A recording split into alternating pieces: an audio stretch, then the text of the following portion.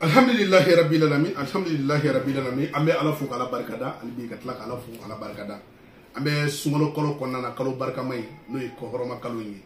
Donc ay la ñini do ka awyi ni ala manga joya jona ngo shuwo shu amena boka secret dama dama di awma. Ñini ngalu bo la mo ka ñini ngali munun karana journée konnana ni ala sona mo ñini ngalu do jabi.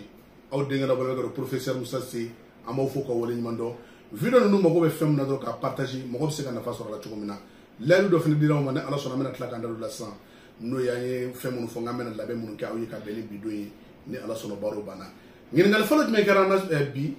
doyan wol ka nyini ko sise ne ga problème yemi ni nyegene ke ipta so jijema me body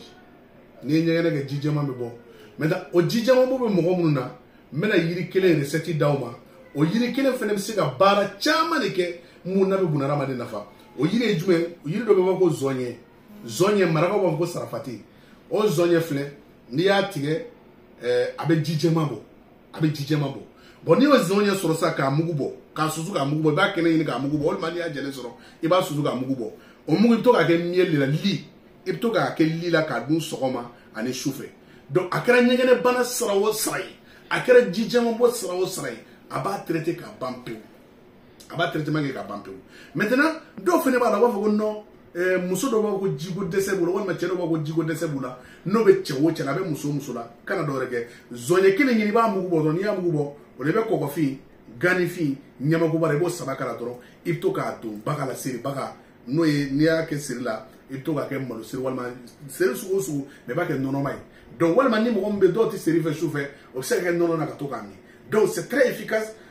au fura la no oye mo mu be ko jigo dese bula wal mahali munu ka suma ka tilingla aben traitement ke ka bantu amalma do fana ngi ngali ko yana ko sise ambisi ka fe jumeke mi ni mo fi mbisi ka bleku pour ala bisi ka daile ki ka kula to mena parce que ambe bo sokoma da fe bele mi bo ka ta daile menyi namboro sokoma da fe be bo yana make to mena we fe jumeni awe fe no be ko surugu gulu hakila mo ko chama mado on na ye surugu gulu so surugu kelingel na ya gulu so u ko atrobude do be no nu ko mako garia ni ale killing fla killing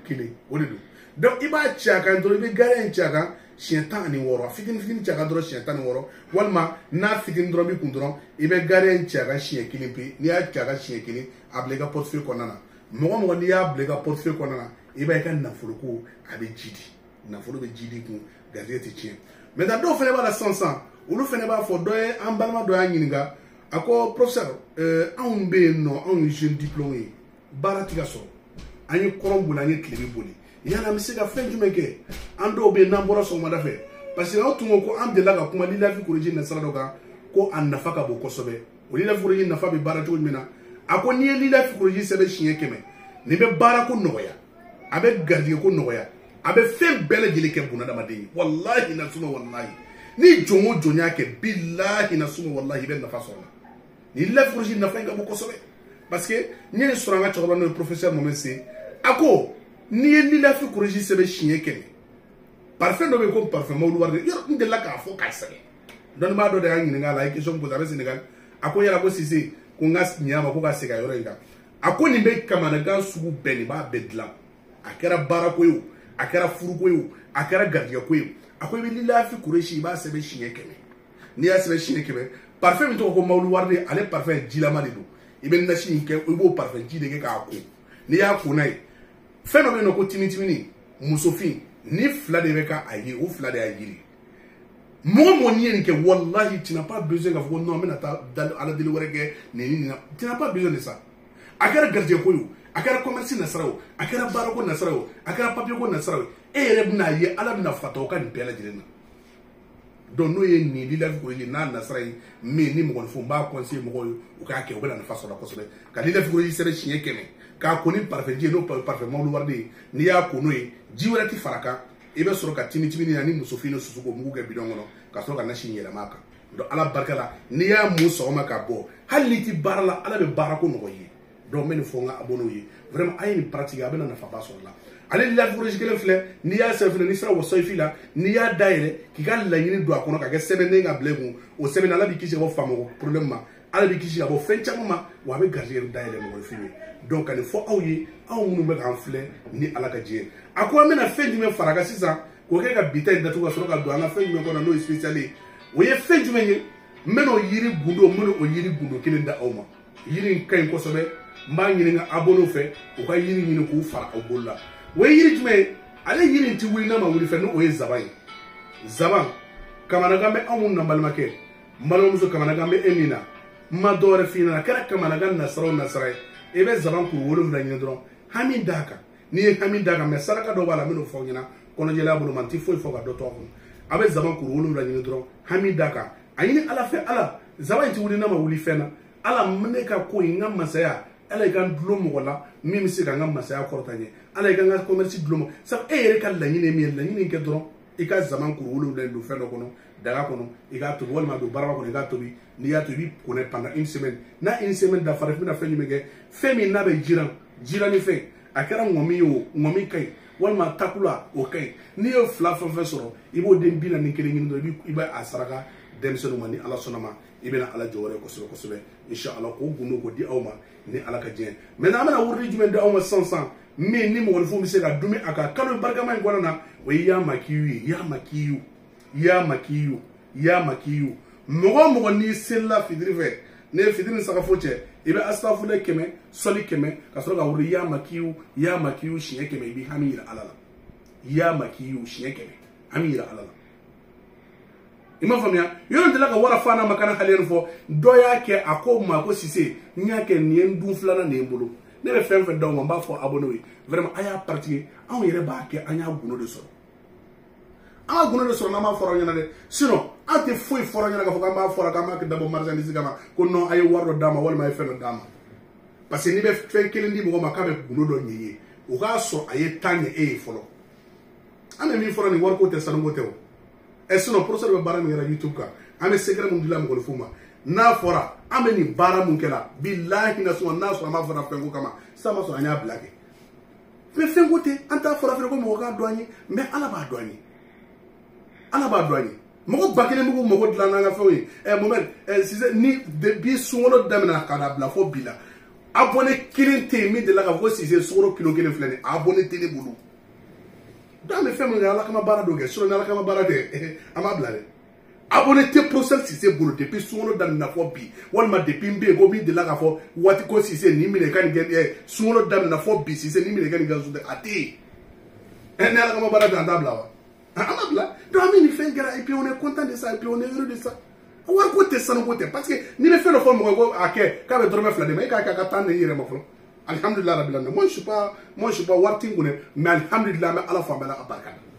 e be mi dalu di billahi ni mo ya ka ti yelema nani dalu fon di awma ati yelema quoi yelema to ta donc ko fo nyina ala kama kira kama mais na yin leru do tawma ngo professeur Mohamed Sise no yinga choba yi mamun ba do lu ba do munu ma de ka yi wa to me chamana aye aka bara munu aye bara mun ke nyama ko yoro nya fo kasiti bakelen ke bishigi no a munu ba aka kasiti la me munu ye professeur do wa do ka me fen do la no ye tile boto yiri wushuda ani woro wushuda atmo dlani yiri fla do mo yiri fla guno dawma me ma yiri o wushuda secret dawma na munu bi se o bara aya bara o yere ne ta fo ko me fen do non mana wushuda secret di awma aya bara o yere o ye aka woro wushuda o be ken yiri fla ngaya ka la do ani toro ladon toro sugusu ne toro ladon ngaya ka ladon soro ibo fla nyini ani woro nono ibo do nyina ani li ani sana nyeji abana sana nyeji woro nono ani li yere ani toro ladon ani ngaya ka ladon iba ale fla iba besusu be fen besusu no wana ni ya besusu tuma mina ibe soro ka barakati kala ani ka mayo kise kala do de wusula hakika yi jongo jonni ya wusuga fere woro wallahi billahi do warsoro billahi na suma wallahi do yɛrɛ ka kɔrɔbɔtɔ sa ka ŋɛɲɛ ka buru 100 dɔrɔn ŋɛɲɛ ka furaburu 100 ŋɛɲɛ ka furaburu 100 dɛ tɔrɔbuden gariya ci furaburu 100 in kan dɔrɔn i k'a foroki dɔrɔn i k'a kɛ wusula ye dɔrɔn i ka tubani ɲagan o ɲagamɛ la dɔrɔn n'i y'a wusu billahi i ka kiliyan bɛɛ bɛ kɛ guru a bɛɛ bɛ na marchandise bababaw de t'e fɛ ŋɛɲɛ ka furaburu 100 dɔrɔn ni tɛ taa kana ko ye dɛ k'a fɔ n y'a kɛ a ma kɛ billahi ma kɛ o ye ŋɛɲɛ ka furaburu 100 dɔrɔn o ye secret de mais a baara cogo min filɛ n'o ye wusula ye anya courage soro ka mo bla kujala ni mo soro kujala mi wololo no soro aya Nescafé boîte fitin do le soro ani do anya liu soro ka turu la do soro ka ngaya ka la do soro ka soro ka kilebodo yiri ko fene bo juma do afe no bora bi juma do so ko kilebodo yiri bo oni uroje be bo to na yo video ke ko yira wala ko bara ka ulu fon fara ni won ko be wusu nan kelini o sula mi nyake nya dabo o diamani ne kama war ko te san wote mais ma dia o maka aba kuma woni procès de so je suis pas obligé ka ma secret da man na ka di mun ya ko bara o yire ko na ne tan tare o ka ke abenye wallahi billahi tala de mais ne yere ko ne courage soro ka ke ceux qui ont besoin de là ou bina ata do nya dlan ka damne bi fo ka ta da sungolo banna mbadi mo ko fu mbadi na abonnement mais ta wa kuma bo 20 000 francs wana nando parce que fait flambar a segen ka bu ko sobe donc nya dlan mena yira o la a koni cha a nya cha do fo ka ta bla sungolo banna ba ya do afleni a kelengene 20 000 de voilà donc liba la fin de aka magangwa donc ya soro dro ni a soro be chora ça sent très bon parce que parfois on va la parfait qualité wolo la de bala voilà parfait d'offre arbor d'offre sans fait so ça d'offre signer le sans fait moment voilà donc à parfait nous anya la bega bambi ala barka la ka asir ko ima ka asir chora ça sent très bon donc usula nya dlan faut ka tabla sumolo banima aba soro 20 000 hani mo ngam mo be bo ni na su na ko si c'est 20 000 flemme mo be usula dola mais ben si la usula ta que y compris que tu sois commerçant entrepreneur il be bara so que be furu de nino be gatie de nino tu sais usula be fen beleke et ami mi do usula ami donc mais ya secret di aw yere bi siga la aw yere ala barkala donc usula ni 20 000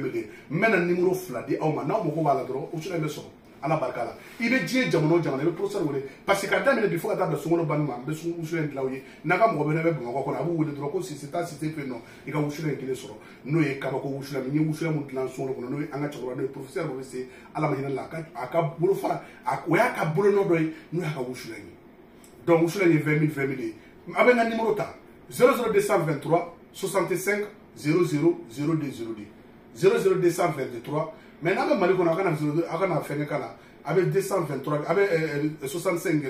00 0202 voilà le numéro WhatsApp après ou encore avec un orange numéro ta 79 38 98 76 79 38 98 76 79 38 98 76 numéro Sabana 66 90 43 45 66 90 43 45 66 90 43 45 au WhatsApp maintenant mais 79 38 98 76 au WhatsApp donc